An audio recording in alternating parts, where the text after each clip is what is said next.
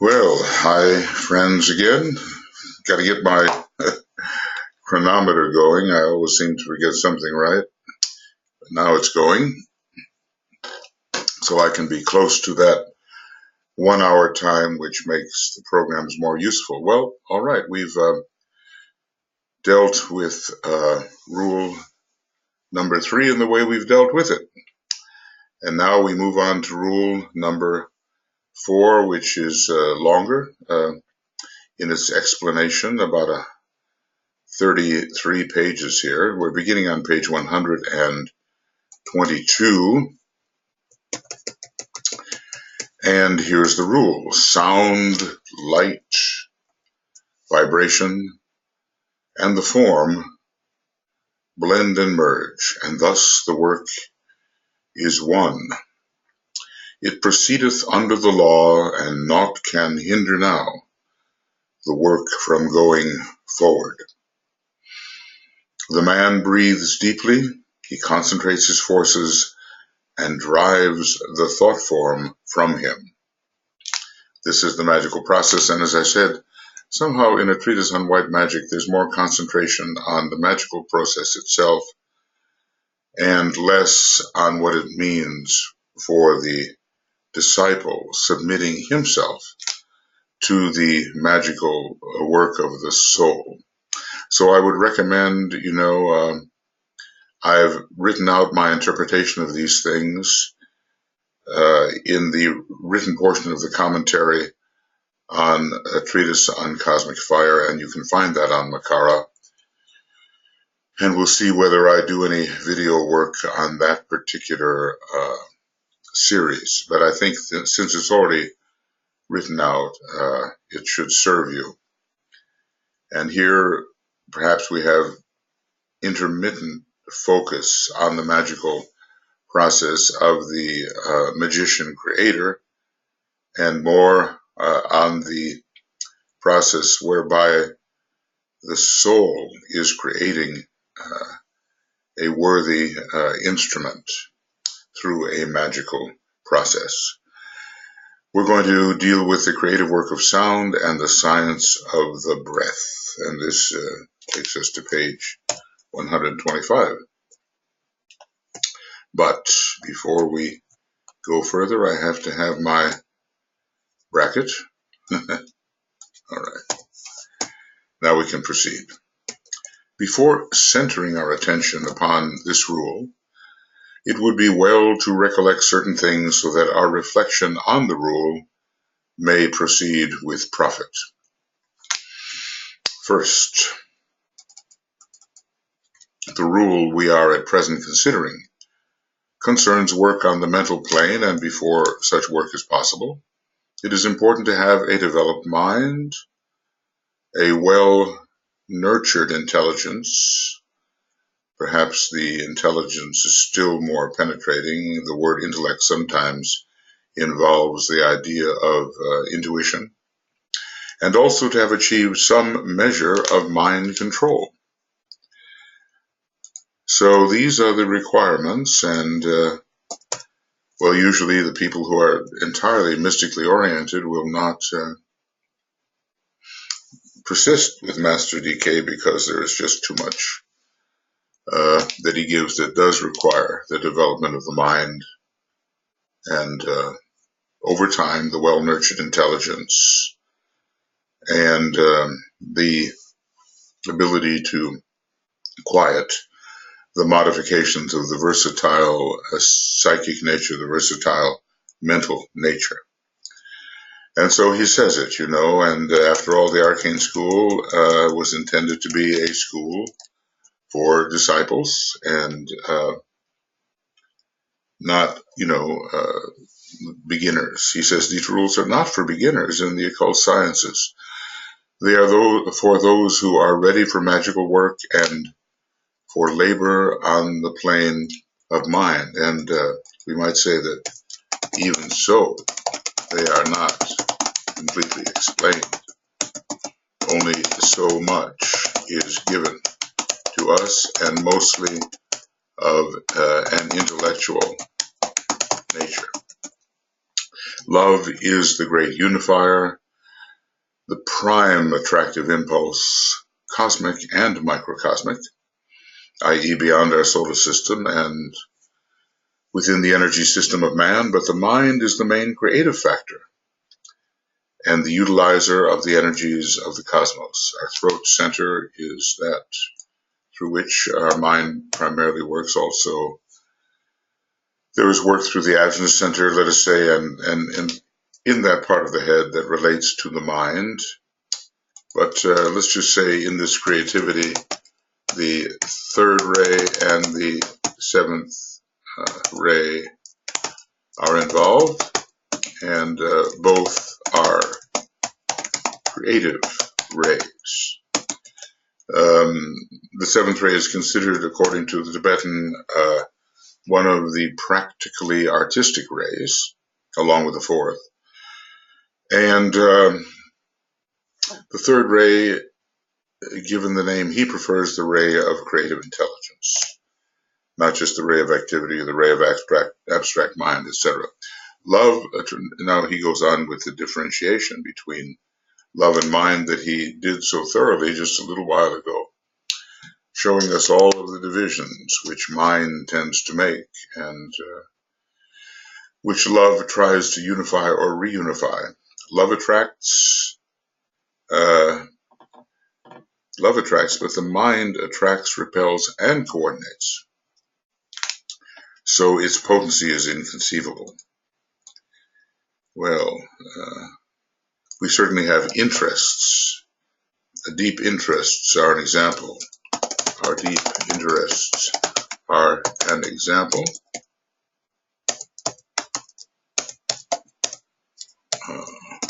of the attractive power of the mind.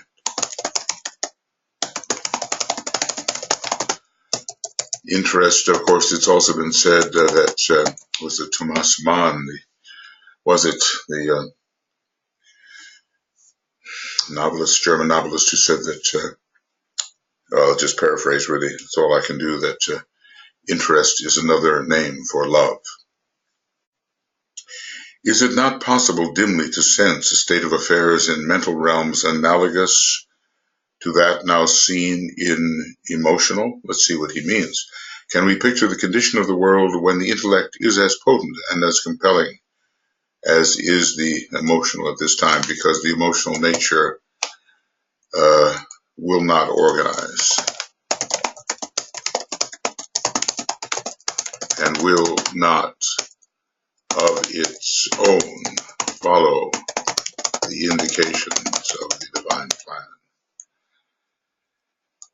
Is it possible? Yes, well, maybe during the age of Aquarius, or maybe during the 25,000-year age, Aquarius being such a mental sign, conveying the fifth ray, its given ray, perhaps this will come about. Can we picture a condition of the world in which the intellect is as potent and as compelling as is the emotional nature at this time? The race is progressing into an era wherein men will function as minds. Well, you know, we divorce ourselves somewhat from the blend of Kama and Manas. We call Kama Manas, which is the sort of psycho-mental state of so many people, when intelligence will be stronger than desire, and when thought powers will be used for appeal. Well, let's see, invocation, and also to appeal to the will of one's fellow human beings, and for the guidance of the world, as now physical and emotional means are employed. We will have transcended the period of demagoguery. Okay, it is. I'm glad that one corrected itself. If I was in a spelling bee, I wouldn't really know how to deal with it. So, and we as disciples in the making have to learn to function as soul-infused minds. right? So we as disciples in process must learn to function as SLIN, SLINF, soul, SLIND. Let's try, I get, okay, it's not going to work for me. SLINFD. Okay, soul infused. That's it. SLINFD, minds. We have to have the mind held steady in the light of the soul, and we will certainly see differently than those who are prompted purely by selfish desire and by the lower mind's acquiescence to selfish desire, trying to find ways to bring that desire to fruition. It's a different use of the mind altogether. It's related to Scorpio, to lower and higher Mercurian functions. There lies in this thought a profoundly necessary incentive for a right understanding of the laws of thought. Some in the 15 counsels that he gives us in this book, actually on page 473 and 4, and a correct instruction to be given of the use of mental matter and the building of that matter into thought forms. There lies in this thought incentive for a right understanding of the laws of thought, correct instruction to be given of the use of mental matter and the building of that matter into thought forms. So, well, the soul is the thinker, and we must finally become the thinker. Right now, we're some kind of mixture between the feeler and the thinker. So many human beings are Monastic. It's a fusion. Was the fusion intended? I'm not sure, but it has resulted. And there are some, maybe who come from a previous system or chain, who are more along the line of concrete thinkers. And they are more objective when it comes to the promptings of the emotional body and the promptings of desire. Okay. These rules concern themselves with this information. By the way, I just want to turn to Treatise on White Magic, just around page 474.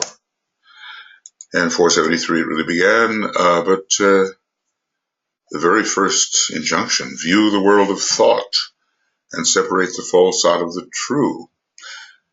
Number 2, learn the meaning of illusion and in its midst locate the golden thread of truth. We see that this is teaching people how to think. Now we have to control the body of emotion, yes.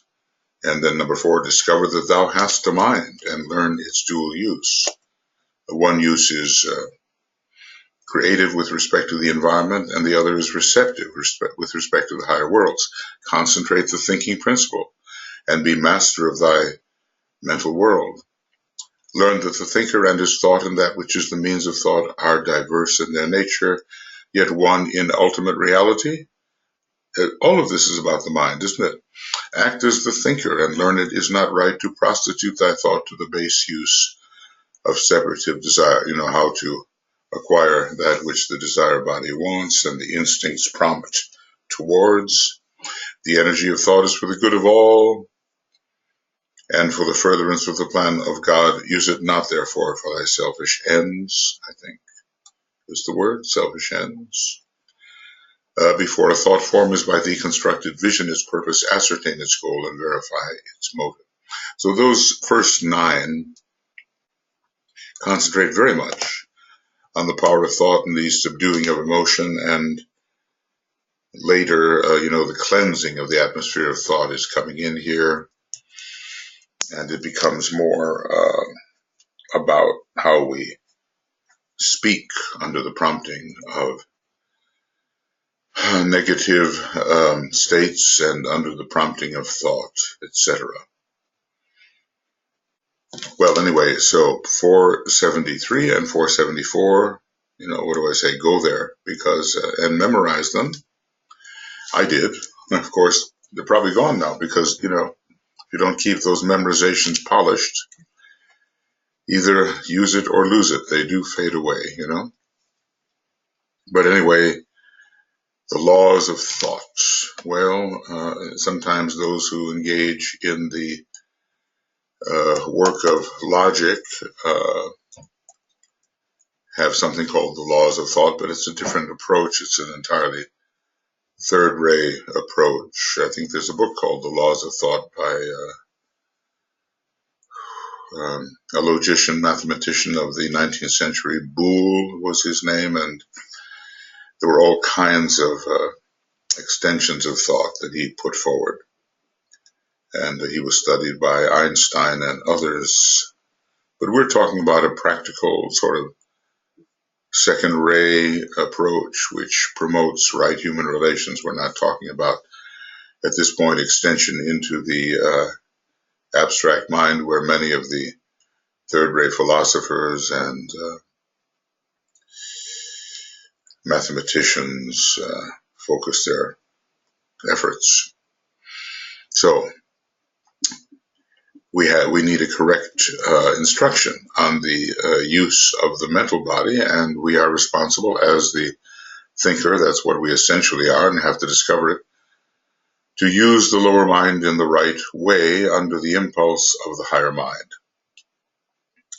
And then to continue on with the building of our thought forms into material forms. First thought forms, and then through the magical process, the building into material forms, either in the slow and laborious way of the modern human being, or knowing the laws of magic and of sound in a more magical manner, which doesn't, involves the hand of the mind, you might say, Mercury. So these rules concern themselves with this information about thought and learning how to work in mental matter, learning truly how to work in mental matter. The second necessary, I guess, this is the first recollection. Can we say that? Let's go back here and see where we have started. We've started with work upon the mental plane. And a true white magician must be mentally polarized.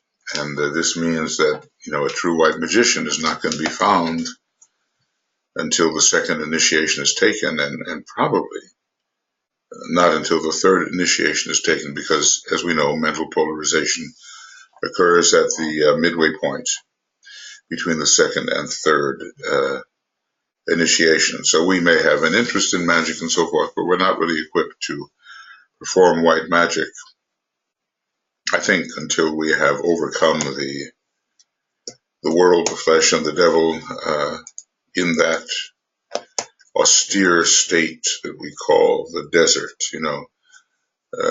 Christ, working through Jesus, may have taken himself into the desert after the baptism, but what does the desert signify?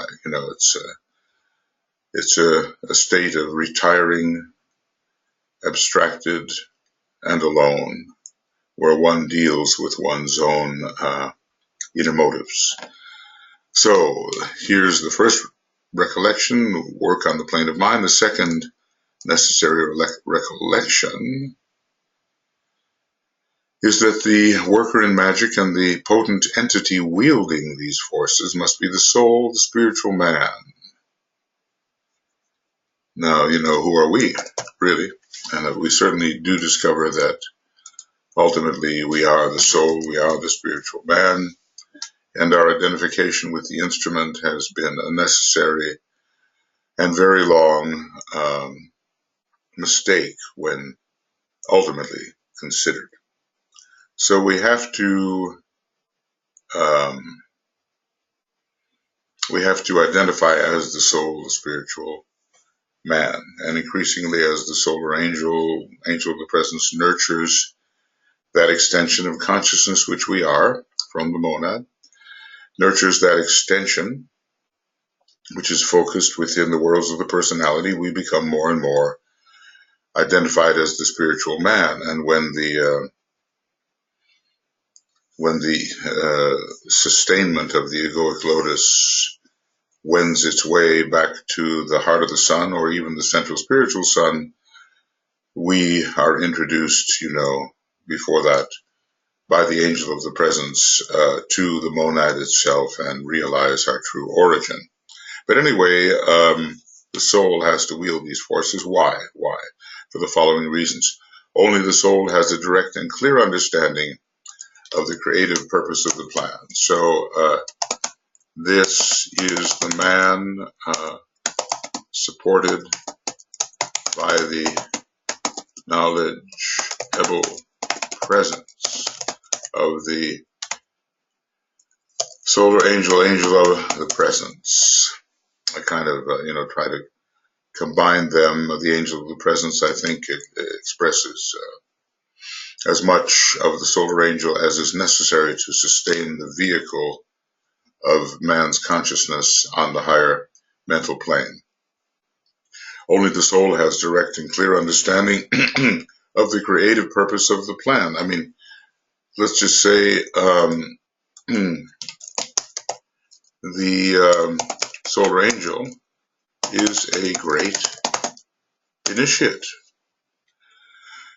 having been a man in a previous solar system, and now something much higher,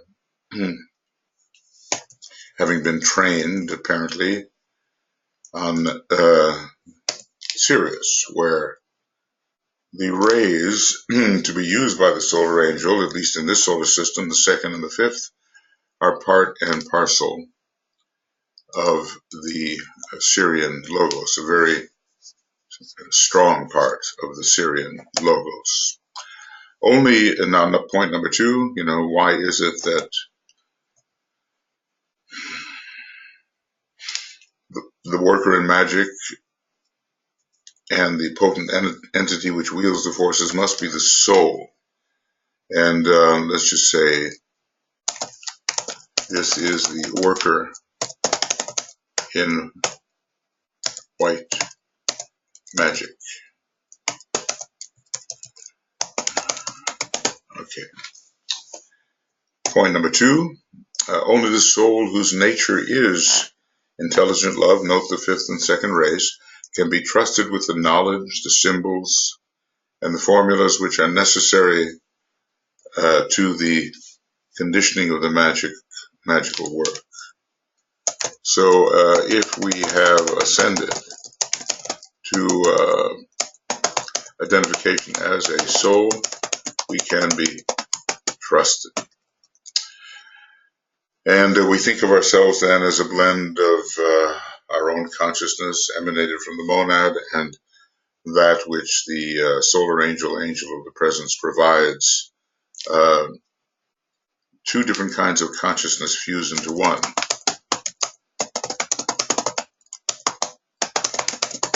Fuse into one, yes. That of the monad in extension, which we are, and that of the solar angel, angel of the presence. So the soul must wield because the soul can be trusted with these knowledges, the symbols and formulas, which falling into the wrong hands could severely compromise the divine plan. Only the soul has the power to work in all three worlds at once and yet remain detached and therefore karmically free from the results of such work. So this references man as a soul. And of course, the solar angel, angel of the presence, can work in this manner, the human being must learn so to work. And this means identification as a soul. Okay. Have we yet the power to work in all these three worlds at once, maybe as an integrated personality?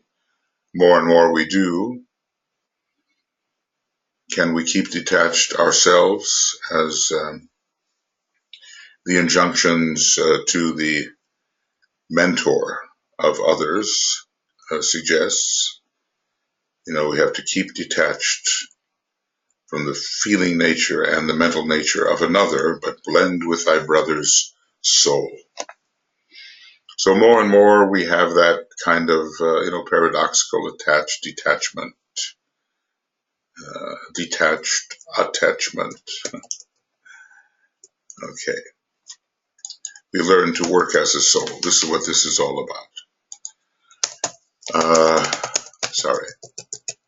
We learn to work as a soul.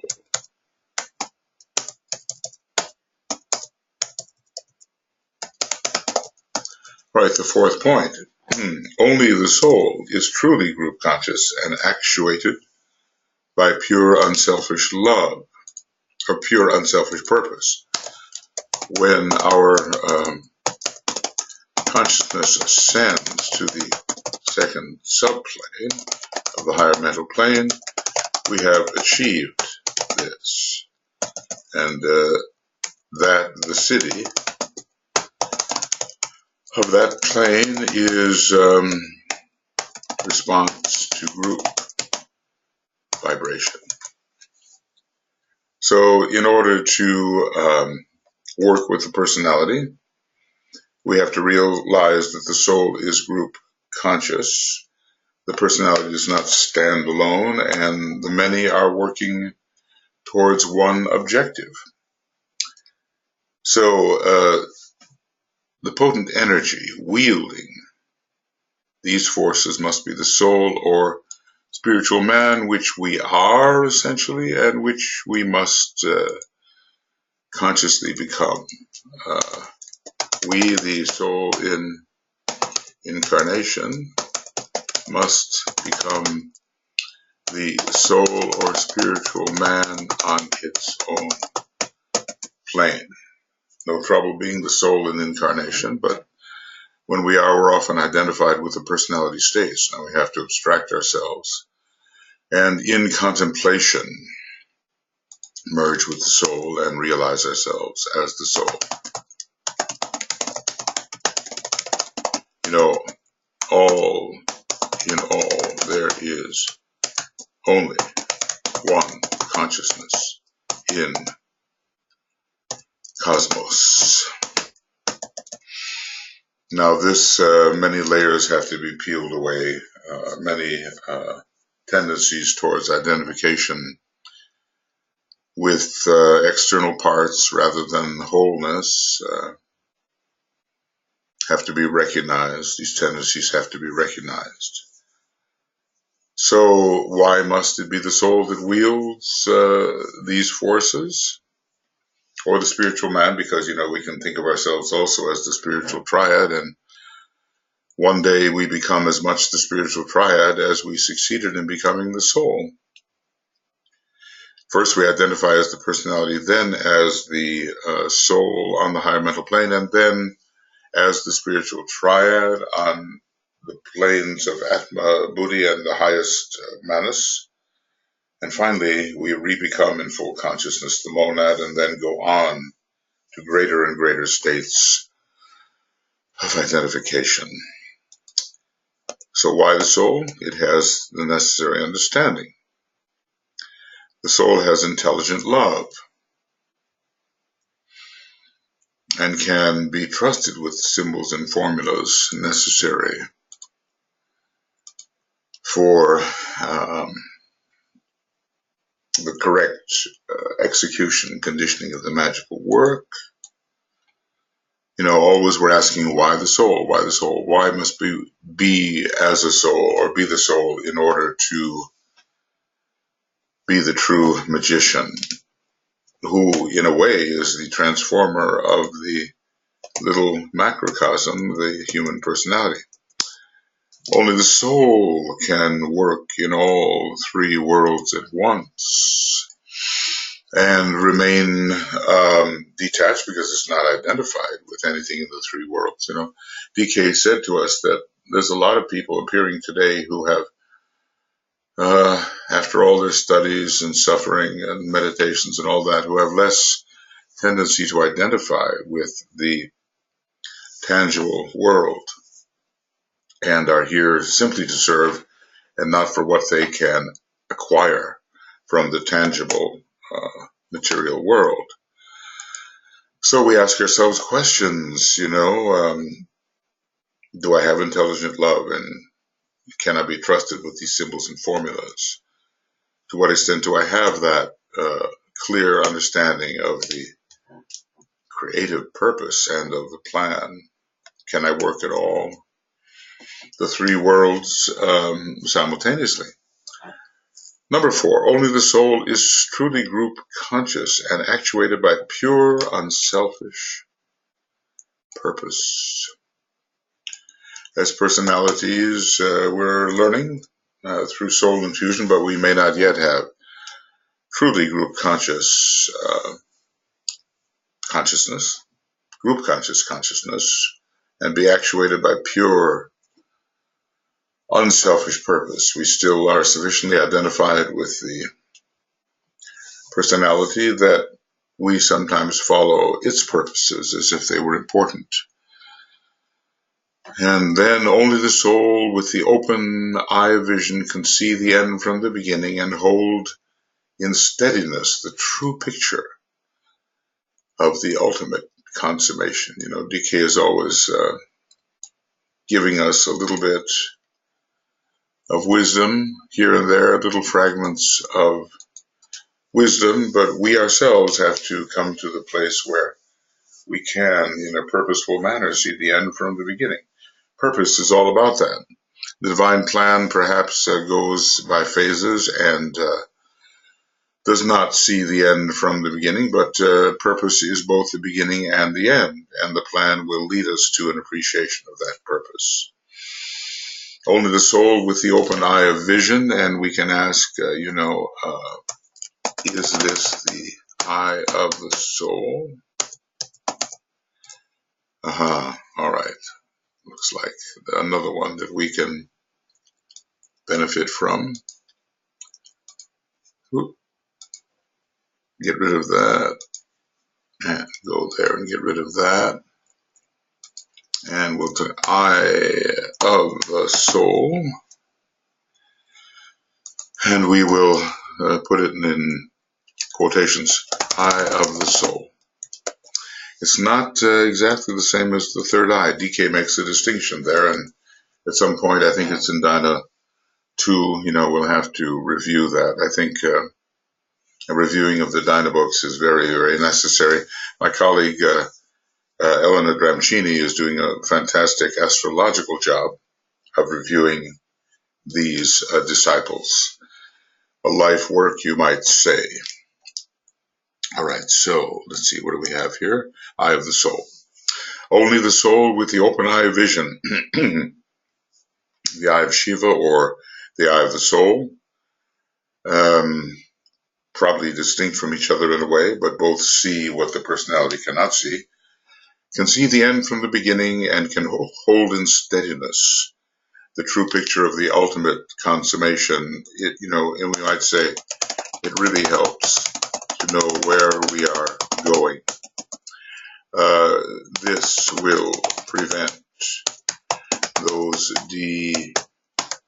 derailments which so often afflict the individual disciple. I mean, really, as you read Dina 1, not to make fun, but it's almost laughable the kinds of things that people fall into until we realize that we easily could fall into the same. So, what have we just done?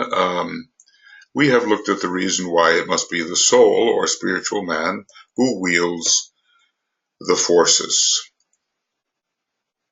because of the kind of understanding it has, because it has intelligent love, because it can work in all three worlds simultaneously, because it is group conscious and actuated by pure unselfish purpose, and because of its relationship to any project, seeing the end from the beginning.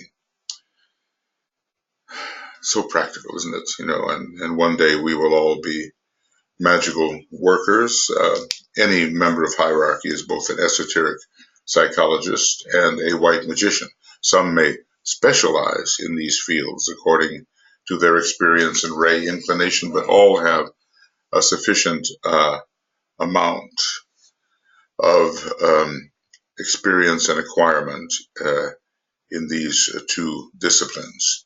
You ask whether workers in the Black Lodge possess not an equal power.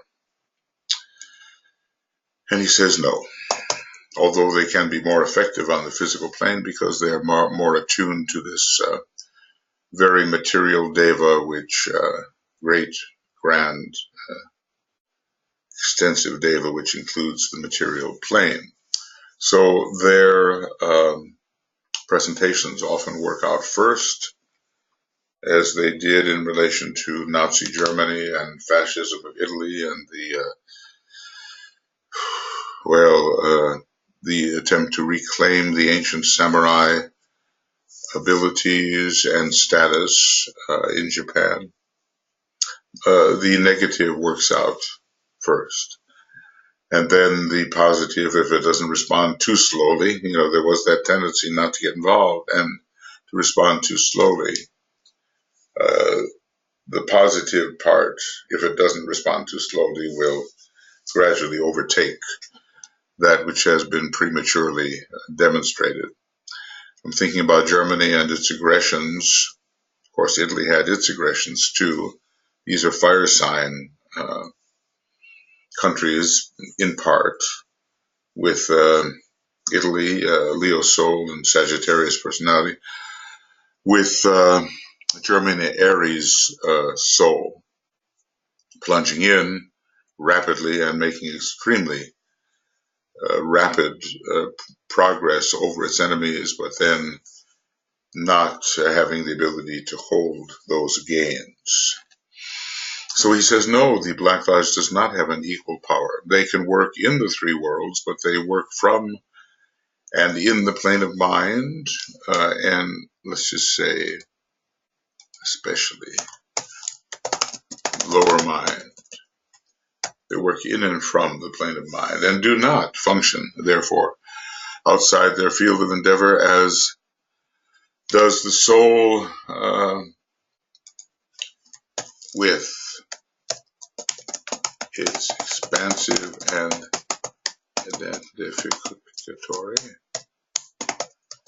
identificatory nature. They can achieve from their proximity and identification with their working materials, yes, results more potent temporarily. Note that. As I was saying, it's appalling what the negative side can demonstrate. We see it even today as there is apparently a successful attempt to undo democratic principles which have abided long and have been won through much blood, sweat, and tears. But it cannot last. And one of our fired officials from the FBI said that the weasels cannot hold the field. The weasels and the liars, was it? There was another word, but the word weasels struck me. It's a very, third-ray kind of word, and it uses manipulation, but it cannot be upright like the first and seventh ray. So they identify with their working materials, the Black Lodge members do, and they can have results more potent temporarily and more rapid in the accomplishment of the worker in the White Brotherhood, because they, after all, work with the third ray and the first ray, but not the second, usually. He has told us about, the deluder of souls, as the man conquered by his own dweller and who's working on the second ray, but usually it's the manipulator of souls or the destroyer of souls on the third and first ray, respectively. So they bring forth their objectives rapidly, but the results are ephemeral. They carry destruction and disaster in their wake, and the black magician is eventually submerged in the resulting cataclysm. And that's just the beginning of the suffering, which ends in the sense of being excluded from the beauty of the divine plan, which is working out through the sphere in which the black magician was practicing his arts and sciences.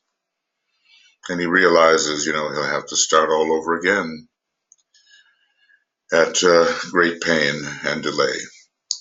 Let us therefore remember the necessity of a correct use of the mind, and at the same time, let us ever hold a position beyond and detached from the creative work of our minds, desires, and physical accomplishments. To tread upon the work I do, to mount upon my slain self. Well, all things in good balance, poise, proportion, all of these are factors in true harmlessness. When we give undue emphasis to any one particular energy, we upset the economy of life and create a form which will self-destruct and bring to naught those who relied upon the form. So, the correct use of the mind, and as I pointed out, page 473, 474, has some important things to say about this. Right. So we've seen 5 reasons why it must be the soul or the soul incarnation identified as the soul on its own plane. Let's just say the wielder must be the soul in incarnation, abstracted from the personality surroundings and identified as the soul on its own plane. So the wielder must be the soul in incarnation, abstracted from the personality surroundings and identified as the soul on its own plane. I mean, eventually we are the great wholeness. We've had a restrictive emanative extension into heavier and heavier prakriti matter of a lower vibratory frequency, and we've been more and more circumscripted, but there is emanative retraction. Probably the great students of emanation were the Gnostics, but if you really look closely at the Buddhist tankas from the pre-Christian era, you will see emanation powerfully accented. So, 4 words, let's go on. 4 words stand as one considers rule 4. He's giving us some ways of thinking. He gives us these mnemonics, the 5 Ds. He'll give us individualization, initiation, identification, 3 I's, when we think in groups that are characterized by the same starting letter, it's simply easier to understand. So 4 words stand forth as one considers rule 4. First, sound. The formula or word of power which the soul communicates and so starts to work. A dual word or word of power. This word is dual. It is sounded forth on the note to which the soul responds, his peculiar note. It is sounded forth on the note to which the soul responds, his own peculiar note, blended with that of the personality. It's not only the soul color and personality color that are blended, but the soul sound and personality sound are blended. An interval is created. An interval of color and an interval of sound are created.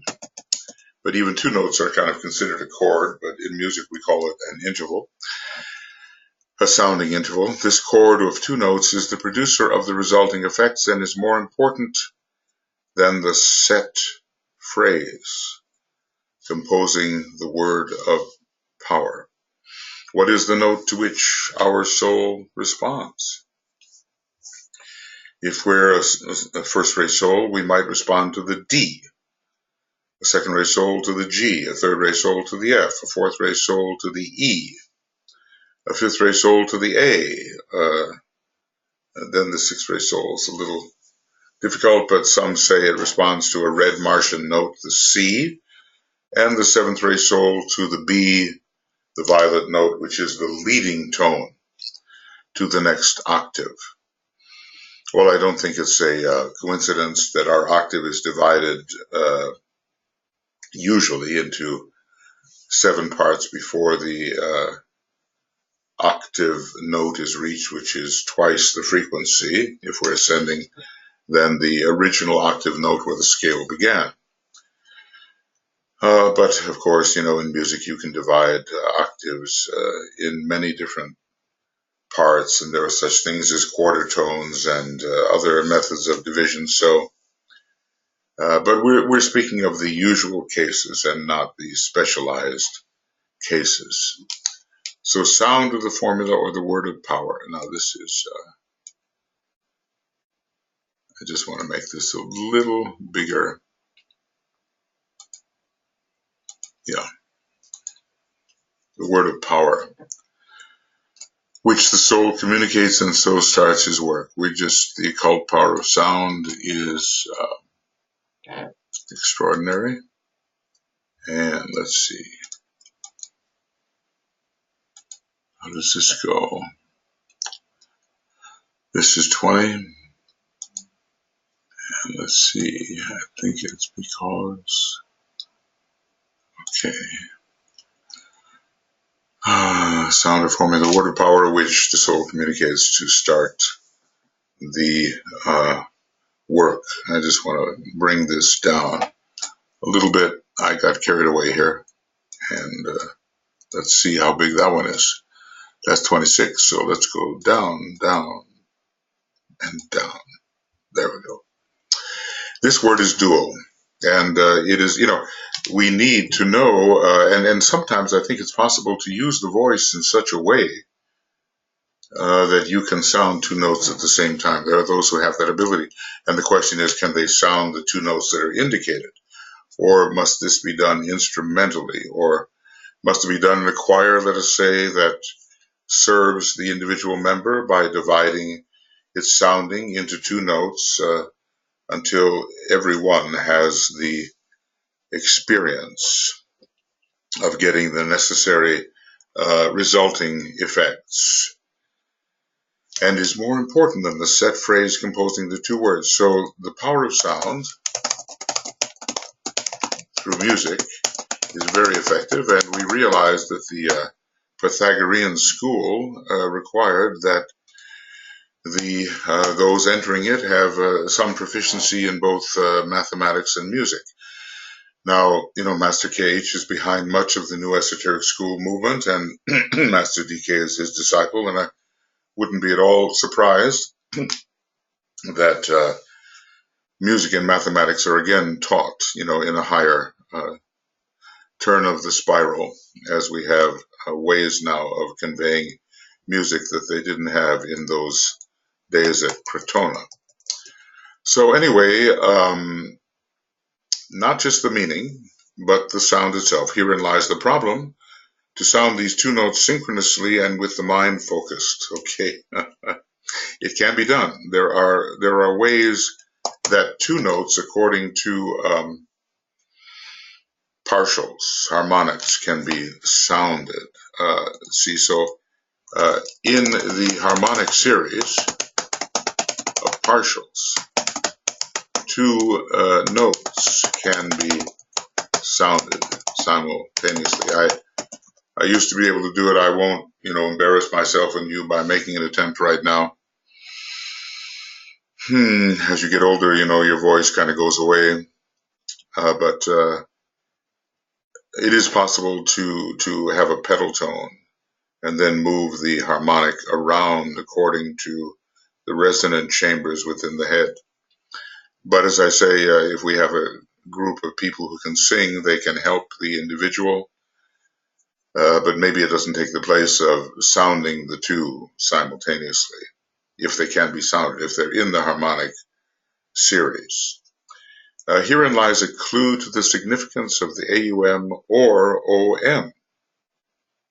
In the early stages of meditation work, the word is sounded audibly, whilst later it is sounded inaudibly, and we have to hear the interval. Now, I suppose, if you stand by a piano and you play the interval externally a number of times and stop playing it, the interval will continue to sound within your mind, and maybe you can produce it. That's the third, having to do with the fourth ray.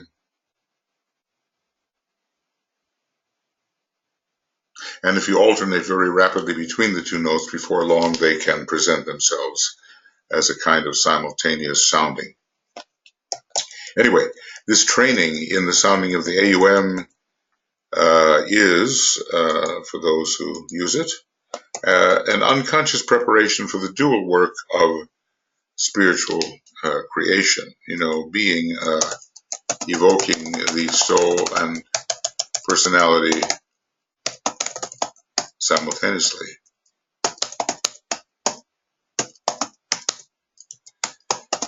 Now, this can also be done with the soul note and the monadic note. We have a lot of experimentation to do here. The fourth ray is coming in strongly from its monadic aspect, we are told, in 2025. And that's a hint, too, telling us that we don't only have a possibility of 3 monadic rays, but the fourth ray is outside the series of 1, 2, 3. And there can be fourth ray monads, and especially on the monadic plane, there are 7 circles found there.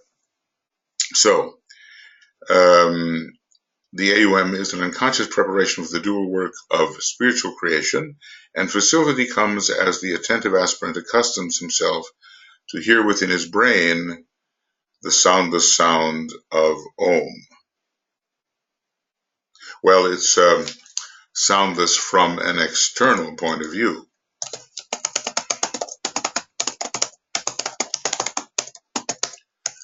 But it sounds in the imagination, it sounds inwardly and accurately. So we move from crudity to crude circumstances to more subtle. Yeah, we move into the more subtle circumstances. So, one can practice this, one has to. I find as I do this, tiny little adjustments occur in the larynx, but even that shows it's too connected with the outer form.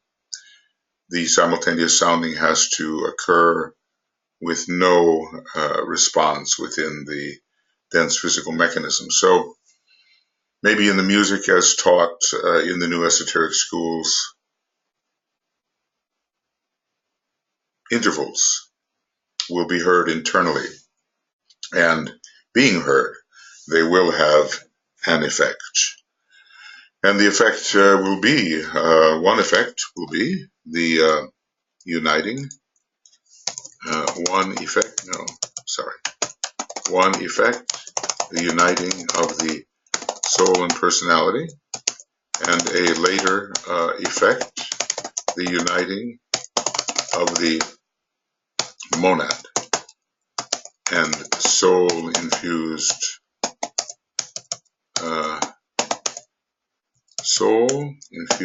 personality. Soul-infused personality. There we go. Right. Now, and it's, it's possible even great musicians can hear many things, and possible to hear a chord of 3 notes as well. And for the most part, we're going to need 3 notes to represent the presence of the monad, soul, and personality. Although, sometimes the monadic ray and the soul ray may be the same. And sometimes the monadic ray and the personality ray, and sometimes later the personality ray and the soul ray will be the same, as is the case given in the integration formulas for ray 1. I would suggest here that students accustom themselves to working in this manner, sounding the word audibly and with much frequency at the close of the morning meditation, but emphasizing in the early part that close attention to the inaudible hearing, which will develop the sensitivity of the inner ear, the etheric ear. Okay, so it's an etheric phenomenon, this reverberation. If I say, Om,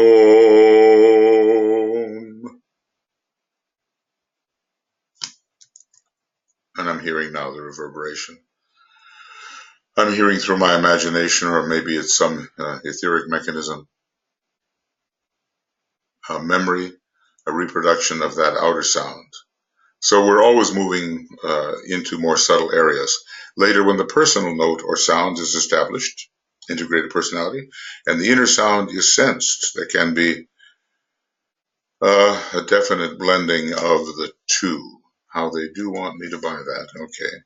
This entails the closest attention and the power to perform 2 activities simultaneously with a mental attitude of attention to both. He's always telling us learn how to do more than one thing at the same time, and this means learn how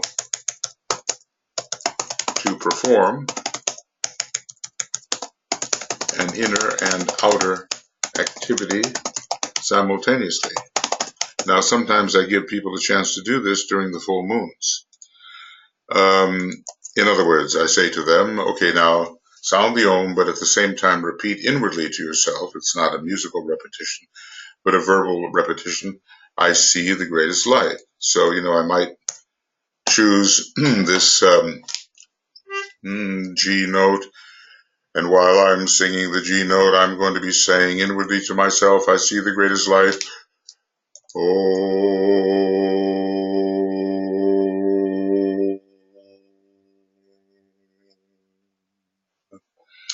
And maybe I could hear a dual sound. In my own case, maybe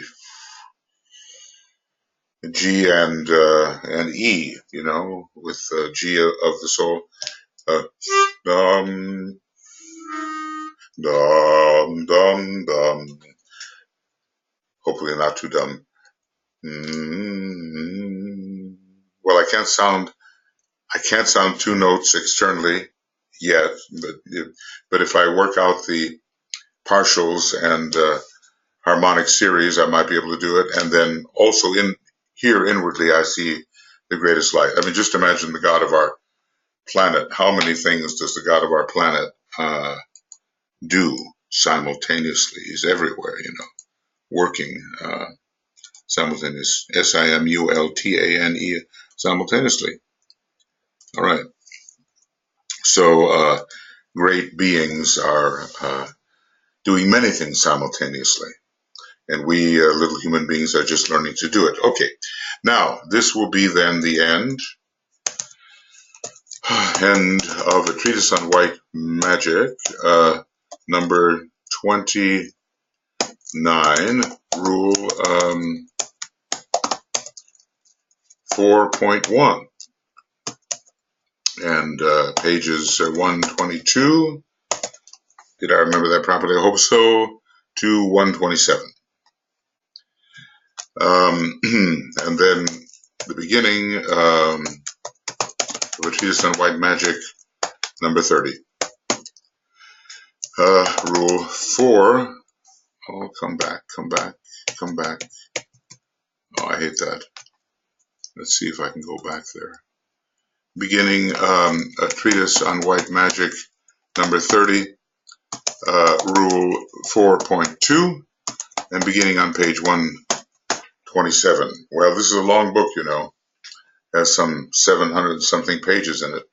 Not quite as long as a treatise on cosmic fire, but long. And it'll be a while before we can complete, but then, you know, there's so much to study, isn't there? And I certainly would recommend that you study not only on your own, but in dialogue and conversation with others, so to add a pool of group thought, also to the kind of thought that I am suggesting, which perhaps will prove useful. Okay, friends, we'll be seeing you for number 30 when it becomes possible to do that. All the best, and, you know, keep studying and meditating and serving, of course.